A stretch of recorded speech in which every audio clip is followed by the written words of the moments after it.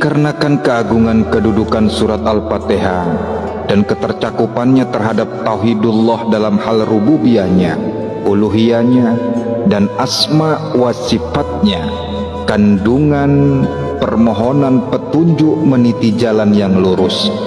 Dan dikarenakan kebutuhan setiap muslim terhadap petunjuk itu jauh berada di atas kebutuhannya terhadap apapun dan lebih mendesak, maka surat Al-Fatihah pun diisyaratkan untuk dibaca di setiap rakaat salat.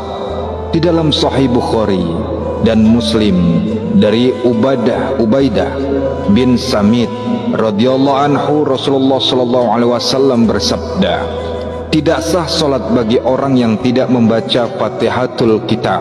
Di dalam Sahih Muslim dari Abu Hurairah radhiyallahu anhu, dari Nabi sallallahu alaihi wasallam, beliau bersabda, barang siapa mengerjakan salat yang tidak membaca Ummul Quran di dalamnya, maka salatnya pincang 3 kali, yaitu tidak sempurna. Maka ditanyakan kepada Abu Hurairah, kalau kami sedang berada di belakang imam, bagaimana? Beliau menjawab, bacalah untuk diri kalian sendiri, karena sesungguhnya aku mendengar Rasulullah sallallahu alaihi wasallam bersabda, Allah Ta'ala berfirman, aku membagi salat Al-Fatihah antara aku dengan hambaku menjadi 2 bagian, dan hambaku akan mendapatkan apa yang dia minta kalau hamba itu membaca Alhamdulillahi Rabbil Alamin. Maka Allah Ta'ala menjawab, hambaku telah memujiku. Kalau dia membaca Ar-Rahmanir Rahim, maka Allah menjawab, hambaku menyanjungku. Kalau ia membaca Malik Yaumiddin, maka Allah berfirman, hambaku mengagungkan aku. Kemudian Allah mengatakan, hambaku telah pasrah kepadaku. Kalau ia membaca Iyyaka na'budu wa iyyaka nasta'in, maka Allah menjawab, inilah bagian untukku dan bagian untuk hambaku, dan hambaku pasti akan mendapatkan permintaannya. Dan kalau dia membaca ihdinas siratal mustaqim, siratal ladzina an'amta alaihim ghairil maghdubi alaihim waladdallin, maka Allah berfirman, inilah hak hambaku, dan dia akan mendapatkan apa yang dimintanya. Maka dari firman Allah di dalam hadis qudsi ini, kalau ia membaca Iyyaka na'budu wa iyyaka nasta'in, maka Allah menjawab, inilah bagian untukku dan bagian untuk hambaku, dan hambaku pasti akan mendapatkan permintaannya.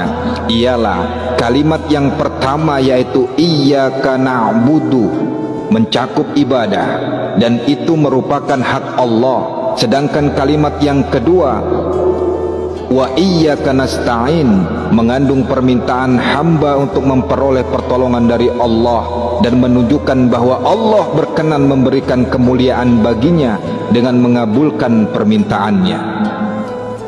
Berikut ini akan saya paparkan huruf Fatihah yang ada dalam diri. Bismillah pada anggota, Ar-Rahman di otak, Ar-Rahim kedua tangan, Alhamdulillah di muka, Rabbil Alamin telinga kanan,